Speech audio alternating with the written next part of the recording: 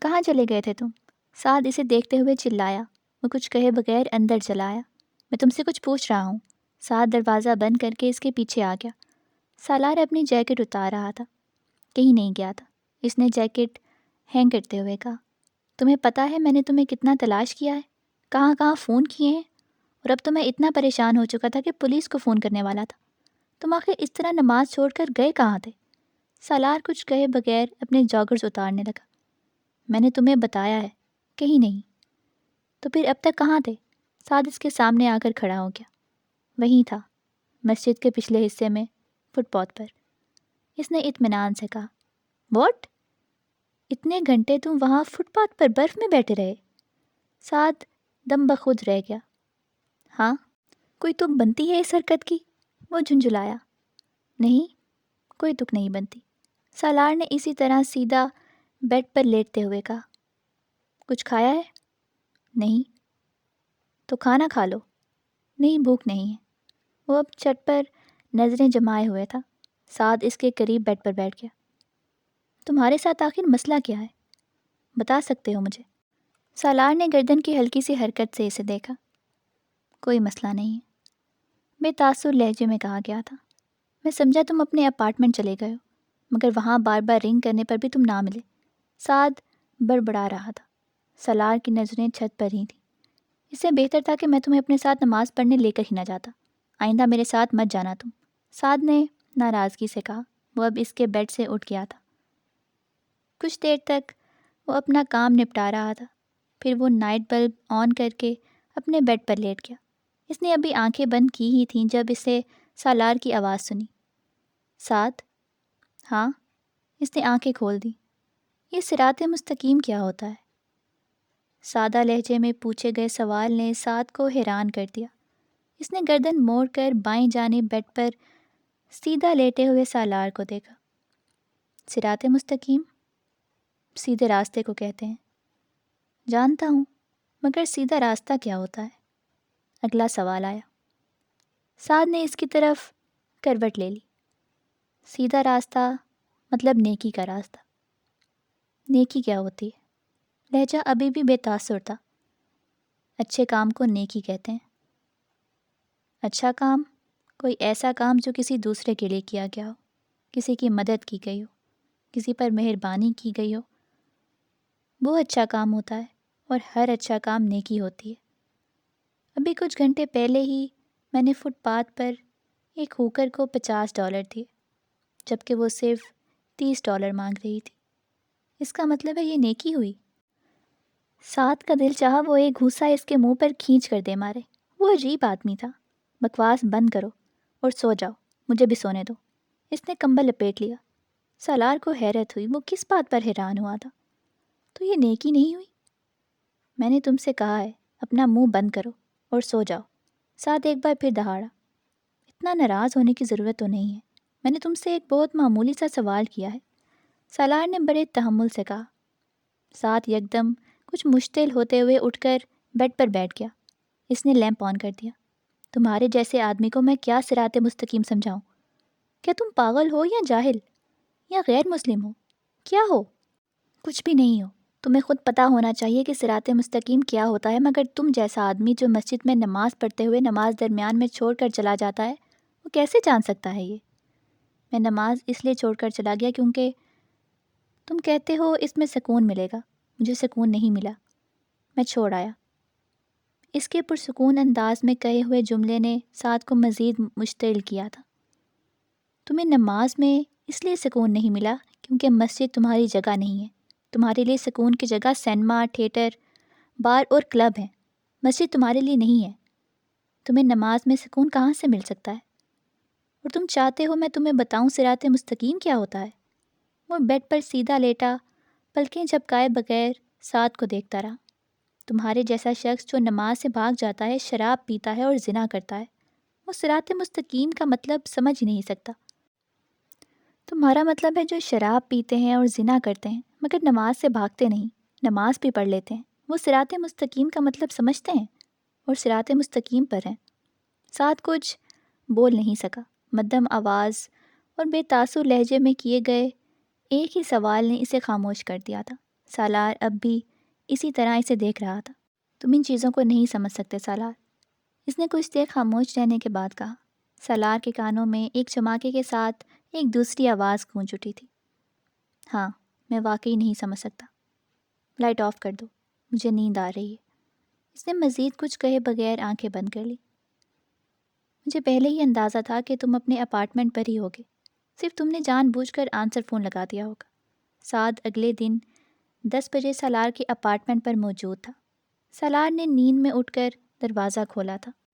تم اس طرح بغیر بتائے بھاگ کیوں آئے میرے اپارٹمنٹ سے؟ سعد نے اندر آتے ہوئے جھاڑا۔ بھاگا تو نہیں، تم سو رہے تھے، میں نے تمہیں جگانا مناسب نہیں سمجھا۔ سالار نے آنکھیں مچلتے ہوئے کہا۔ اور کب آئے تم؟ شاید 4-5 بجے۔ یہ جانے کا کون سا وقت تھا؟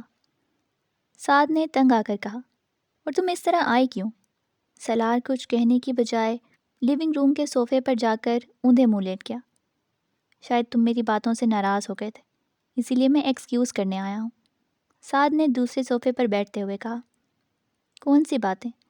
سالار نے گردن کو ہلکا سا ترچھا کرتے ہوئے اسی طرح لیٹے ہوئے سعد سے پوچھا۔ وہی سب کچھ جو میں نے کچھ غصے میں رات کو کہہ دیا تھا، سعد نے معذرت خوانا انداز میں کہا۔ نہیں، میں ایسی چھوٹی چھوٹی باتوں پر تو ناراض نہیں ہو سکتا۔ تم نے ایسی کوئی بات نہیں کی جس پر تمہیں ایکسکیوز کرنے کے لیے یہاں آنا پڑتا۔ سالار نے اسی کے انداز میں کہا۔ پھر تم اس طرح اچانک میرے اپارٹمنٹ سے کیوں آ گئے؟ سعد بضد ہوا۔ بس میرا دل گھبرایا اور میں یہاں آ گیا، اور چونکہ سونا چاہتا تھا اس لیے آنسر فون لگا دیا۔ سالار نے پرسکون انداز میں کہا۔ پھر بھی میں یہ محسوس کر رہا تھا کہ مجھے تم سے اس طرح سے بات نہیں کرنی چاہیے تھی۔ میں صبح سے بہت پچھتا رہا ہوں۔ جانے دو اسے۔ اس نے اسی طرح چہرہ صوفے پر چھپائے کہا۔ سالار، تمہارے ساتھ آج کل کیا پرابلم ہے؟ کچھ نہیں۔ نہیں، کچھ تو ہے۔ کچھ عجیب سے ہوتے جا رہے ہو تم۔ اس بار سالار یکدم کروٹ لیتے ہوئے سیدھا ہو گیا تھا۔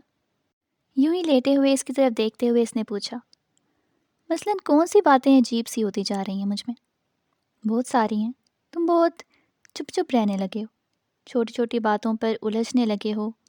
یہ بات بتا رہا تھا کہ یونیورسٹی جانا بھی چھوڑا ہوا ہے تم نے، اور سب سے بڑی بات کہ مذہب میں دلچسپی لے رہے ہو۔ اس کے آخری جملے پر سالار کے ماتھے پر تیوری آ گئی۔ مذہب میں دلچسپی؟ یہ تمہیں غلط فہمی ہے۔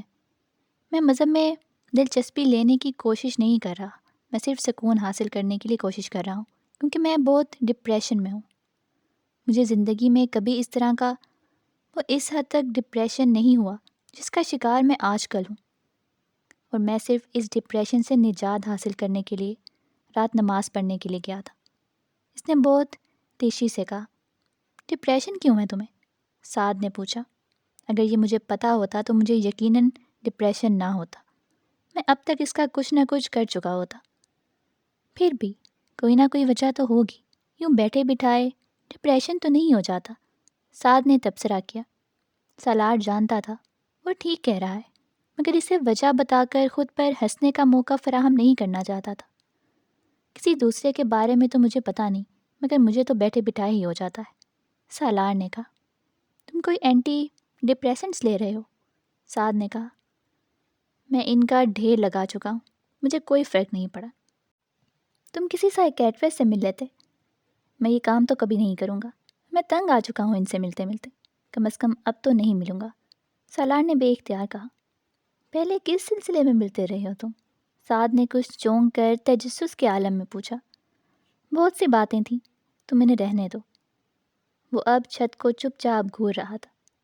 تو پھر تم ایسا کیا کرو کہ عبادت کیا کرو، نماز پڑھا کرو۔ میں نے کوشش کی تھی، مگر میں نماز نہیں پڑھ سکتا، نہ تو مجھے وہاں کوئی سکون ملا، نہ ہی یہ جانا تھا کہ میں جو پڑھ رہا ہوں وہ کیا ہے، کیوں پڑھ رہا ہوں۔ تو تم یہ جاننے کی کوشش کرو کہ… سالار نے اس کی بات کاٹ دی۔ اب پھر رات والی بحث شروع ہو جائے گی، صراط مستقیم والی، اور پھر تمہیں غصہ آ جائے گا۔ نہیں، مجھے غصہ نہیں آئے گا، سعد نے کہا۔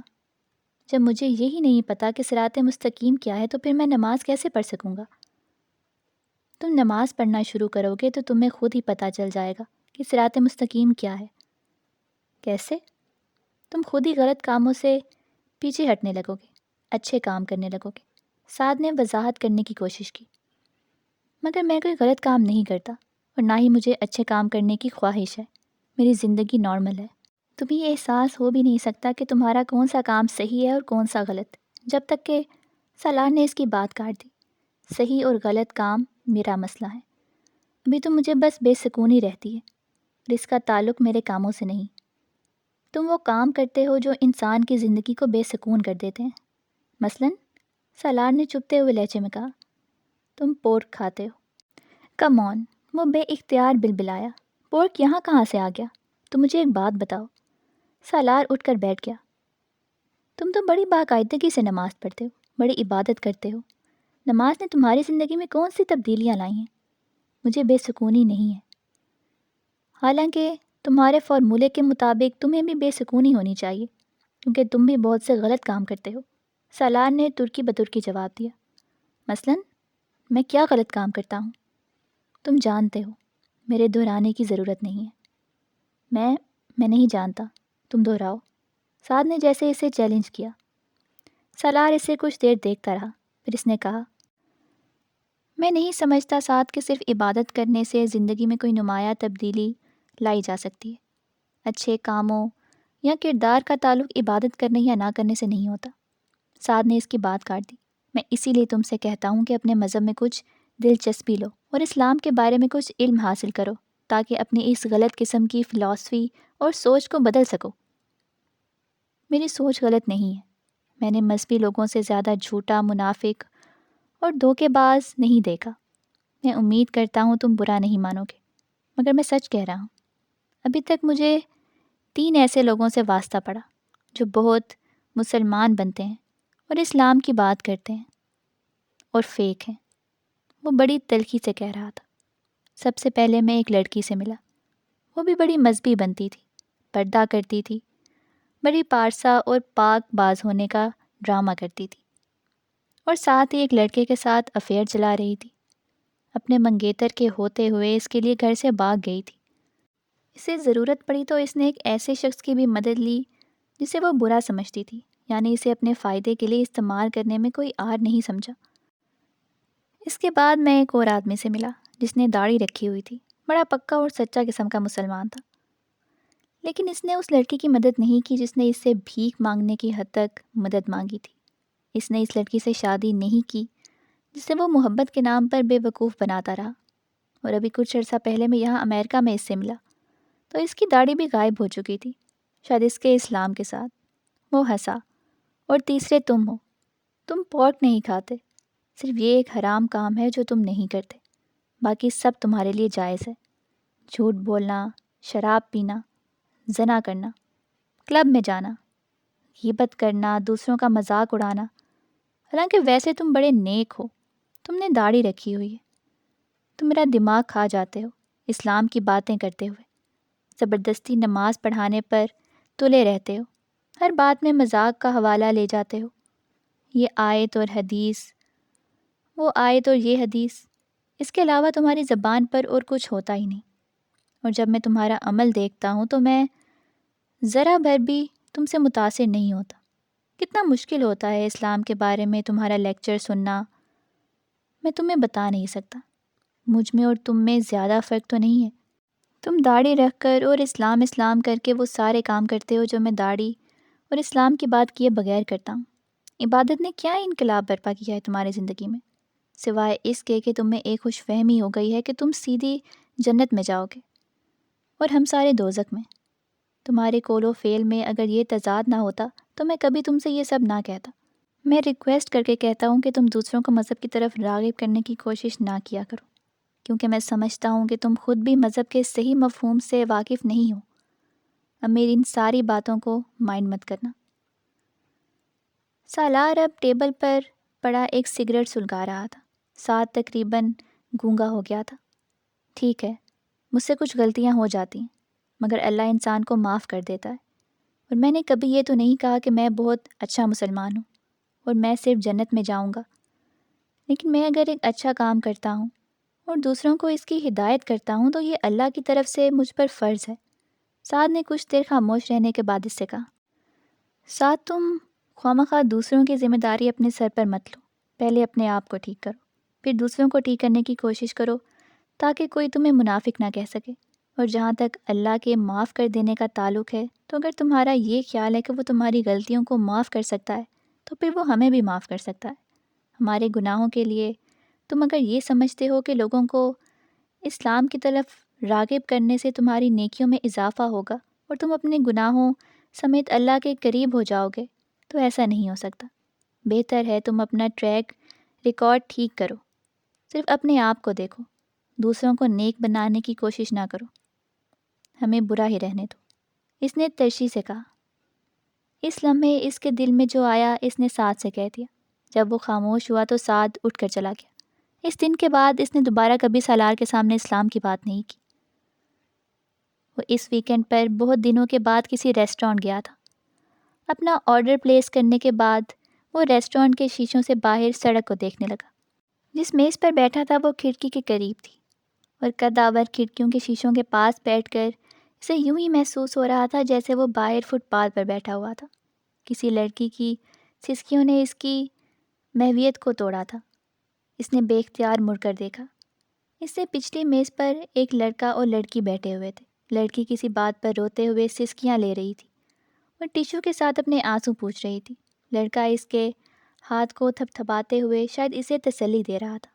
ریسٹورانٹ اتنا چھوٹا اور ٹیبلز اتنی قریب قریب تھیں کہ وہ بڑی آسانی سے ان کی گفتگو سن سکتا تھا، مگر وہ ہاں اس کام کے لیے نہیں آیا تھا۔ وہ سیدھا ہو گیا۔ ناگواری کی ایک لہر اس کے اندر اٹھی تھی۔ اسے اس طرح کے تماشے اچھے نہیں لگتے تھے۔ اس کا موڈ خراب ہو رہا تھا۔ وہ وہاں سکون سے کچھ وقت گزارنے آیا تھا، اور یہ سب کچھ اس کا دل اچاٹ ہونے لگا۔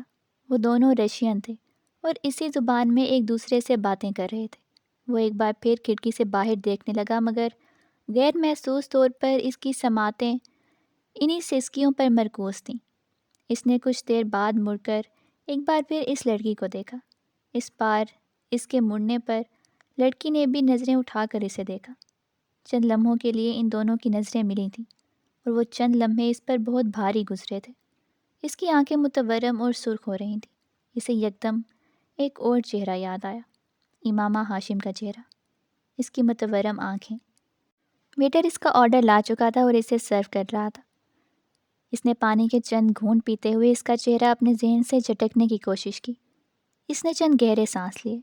ویٹر نے اپنا کام کرتے کرتے اسے غور سے دیکھا، مگر سالار کھڑکی سے باہر دیکھنے میں مصروف تھا۔ آج موسم بہت اچھا ہے اور میں یہاں اچھے لمحے گزارنے آیا ہوں۔ ایک اچھا سا کھانا کھانے آیا ہوں۔ اس کے بعد میں یہاں سے ایک فلم دیکھنے جاؤں گا۔ مجھے اس لڑکی کے بارے میں نہیں سوچنا چاہیے، کسی بھی طرح نہیں۔ وہ پاگل تھی اور بکواس کرتی تھی، اور مجھے اس کے حوالے سے کسی قسم کا کوئی پچھتاوا نہیں ہونا چاہیے۔ مجھے کیا پتہ وہ کہاں گئی، کہاں مری۔ یہ سب اس نے خود کیا تھا، میں نے صرف مذاق کیا تھا اس کے ساتھ۔ وہ مجھ سے رابطہ کرتی تو میں اسے طلاق دے دیتا۔ لاشعوری طور پر خود کو سمجھاتے سمجھاتے ایک بار پھر اس کا پچھتاوا اس کے سامنے آ گیا۔ پیچھے بیٹھی لڑکی کی سسکیاں اب بھی اس کے دماغ میں نیزے کی طرح چبھ رہی تھیں۔ میں اپنی ٹیبل تبدیل کرنا چاہتا ہوں، اس نے بہت اکھڑیل انداز میں ویٹر کو مخاطب کرتے ہوئے کہا۔ کس لیے سر؟ یا تو ان دونوں کے ٹیبل تبدیل کر دو یا میری۔ ویٹر نے ایک نظر ان دونوں کو دیکھا، پھر وہ سالار کا مسئلہ سمجھا یا نہیں، مگر اس نے کونے میں لگی ہوئی ایک ٹیبل پر سالار کو بٹھا دیا۔ سالار کو چند لمحوں کے لیے وہاں آ کر واقعی سکون ملا تھا۔ سسکیوں کی آواز اب وہاں نہیں آ رہی تھی، مگر اب اس لڑکی کا چہرہ بالکل اس کے سامنے تھا۔ چاولوں کا پہلا چمچ منہ میں ڈالتے ہی اس کی نظریں اس لڑکی پر دوبارہ پڑ گئیں۔ وہ ایک بار پھر بدمزہ ہوا تھا۔ اسے ہر چیز یکدم بے ذائقہ لگنے لگی۔ یہ یقیناً اس کی ذہنی کیفیت تھی، ورنہ وہاں کا کھانا بہت اچھا ہوتا تھا۔ انسان نعمتوں کا شکر ادا کر ہی نہیں سکتا۔ یہ میری زبان پر ذائقہ چکھنے کی حس ہے۔ یہ کتنی بڑی نعمت ہے کہ میں اگر کوئی چیز کھاتی ہوں تو اس میں اس کا ذائقہ محسوس کر سکتی ہوں، اچھا کھانا کھا کر خوشی محسوس کر سکتی ہوں۔